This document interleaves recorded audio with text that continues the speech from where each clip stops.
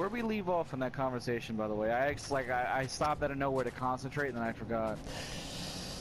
We were talking about how Whistler suddenly died, and like how it was a big deal, because it's like how we didn't like how in movies when like they go like in Blade 1 like he dies apparently, and then Blade 2 the whole point is that like he rescues him, and then it kind of comes full circle at the end when Whistler ends up saving Blade.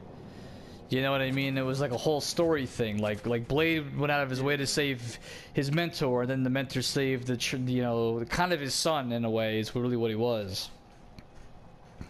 And then in the beginning of Blade 3, it's like, all right, let's just kill Chris Christopherson because we need drama. Yeah, like so ridiculous. They just want to introduce the whole daughter, which is BS. I mean, yeah, I love Jessica Biel. She's hot, nice body. Her in a crossbow, I get it. Hot.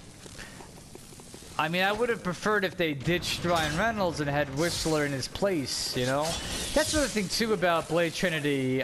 Something about Blade Trinity, and I'm kind of glad you brought that up. Like, the whole, like, squad of, like, vampire hunters. Like, I felt like there were some really bad actors in that group. I remember there was one girl in the group who was, like, a blind girl, right? Oh, yes, she did American Pie. Yes, yeah, she was in American Pie. And in American Pie, as some younger people might remember, she's the girl that everyone knows in every friend circle in high school who, she's not maybe the prettiest person that everyone knows, but she knows, like, about sex. You know what I mean? She knows a thing or two, yeah. So, like, she was okay, and I've seen her in other movies, and she's, like, fine. But in Blade, it's like some actors just can't do, like, blind people or deaf people. It's like, it comes out weird. You know, and the whole movie with her, it's just, all I remember from her in that movie is her awkwardly being in a corner, standing really still, saying, like, Blade, you have to do this. It is right, I remember that. There's one part when, like, the vampires get to the home base when Blade's not there, and like Van Wilder's not there, and like they kill everybody and they kidnap the little girl, because why wouldn't they just kill her, right? Yeah. And like the blind girl gets killed, but she leaves like a recording. You remember that? Like usually. And even in the recording, she was doing the same shit. She was just standing there like, Blade, you gotta do it. And the way she's talking is very, like, rushed. Like, in every scene she's in. I remember just thinking, like, this is shit. This is really shit. So, like, I hate that when, like... Because there's a lot of movies when sometimes it's, like, the scripts are right, but, like, the actors don't understand how to talk. Or they do it really, like, poorly. You know? Like, a good example is like Alien 4, you know, like, perfect example. Like, what the hell is wrong with the people in that movie? Everyone talks like they just learned how to act for the first time. You know what I mean? They're conducting illegal experiments. Yeah, like, Winona Ryder's been around for a while, and she's horrible in that movie. Yep. Ron Perlman. I remember I was into Ron Perlman going back to like Beauty and the Beast with Linda Hamilton in like the 80s. I was a wee lad, and I remember him from back then. He's a great actor. I love him. But he's like saying like the most bizarre stuff sometimes. There was a guy, I forget his name, but he's in CSI, or he was in CSI before they fired him because the actor was taking drugs and shit. Wow.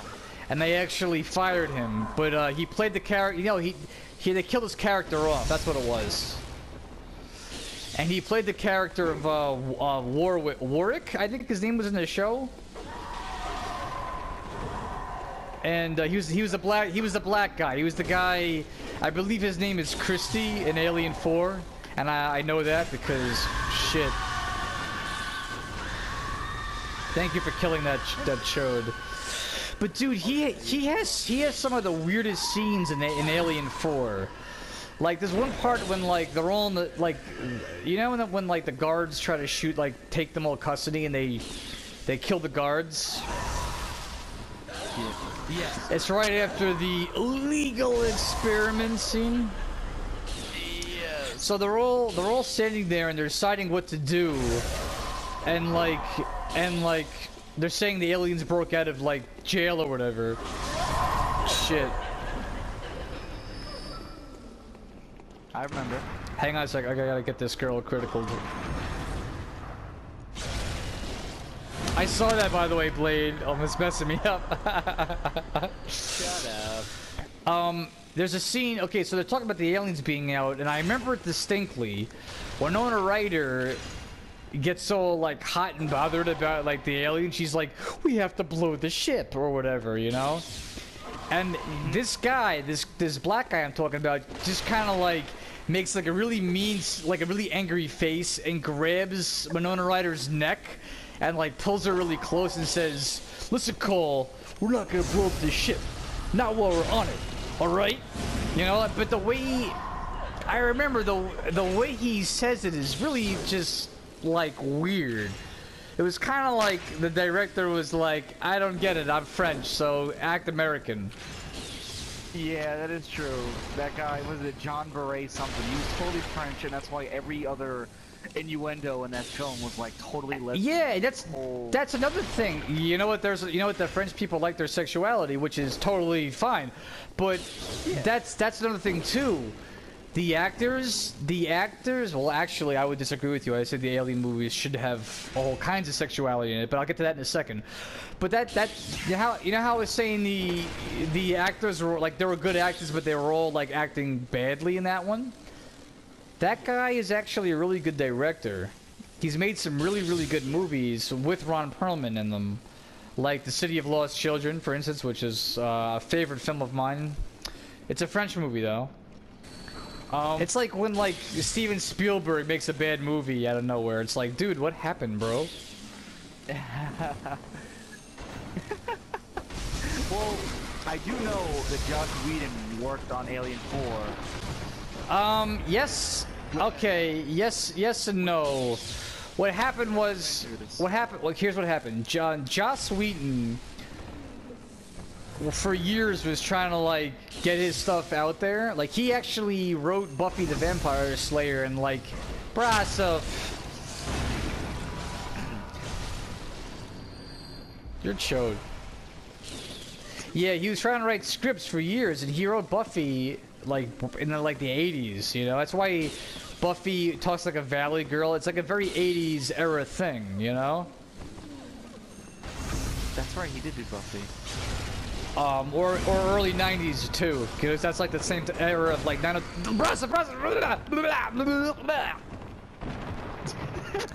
the help, so let me get the crit. Fuck you, I just got hurt. Okay, you're hurt. Go ahead, go for it. Go for it. Be better. Bros, if you suck at life. Damn. I'm gonna tell you this. Alright, so he sold the script for Buffy, and they made the movie. You remember the movie with Luke Perry?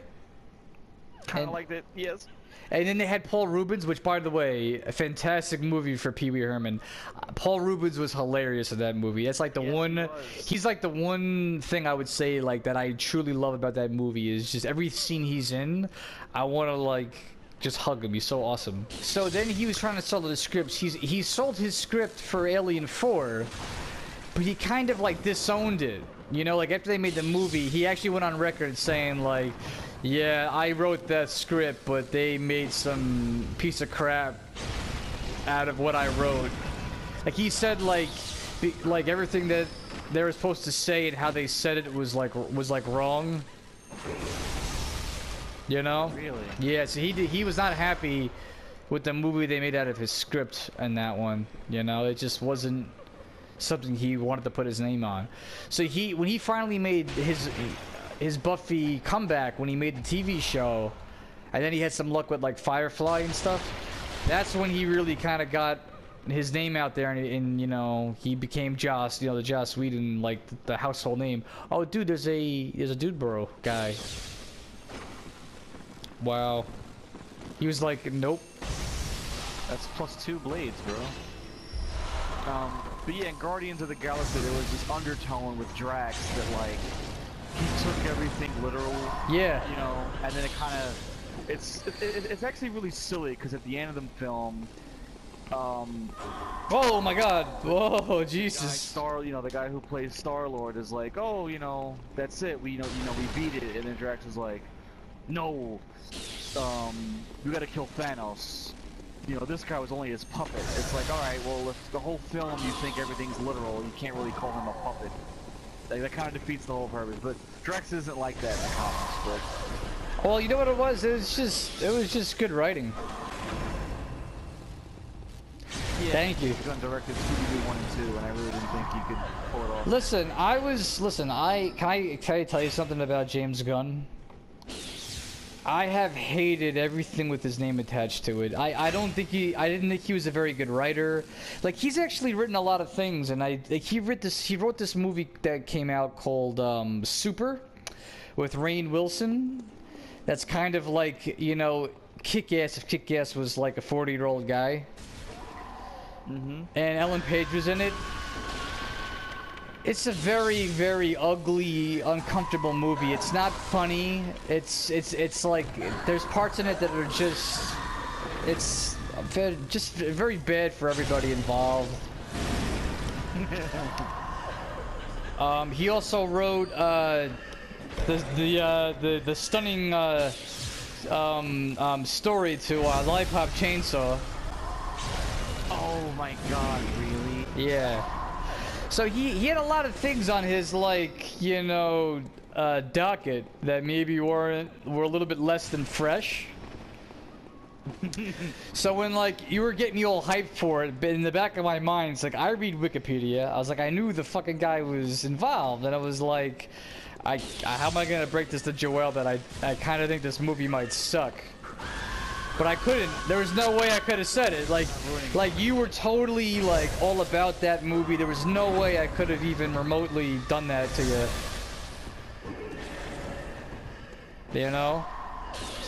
Thank you, by the way. Yeah, well, you're welcome. But the whole time you were getting every time I come to work, you'd be like, "Yeah, man, 2 weeks. 1 more week. I'm so excited." And I was just like, "Yeah, man, it's gonna be great." Dude. That's a friend for you. Come on. I gotta be honest, it took everything I had. So you can imagine my grateful surprise and to my delight when the movie was actually fun. It was actually a fine movie. And you know what it was? I think maybe it was another case of what happened with Joss Whedon. I think that's all it is. I think sometimes you just need a storyteller to have control of their own frickin' story. Really?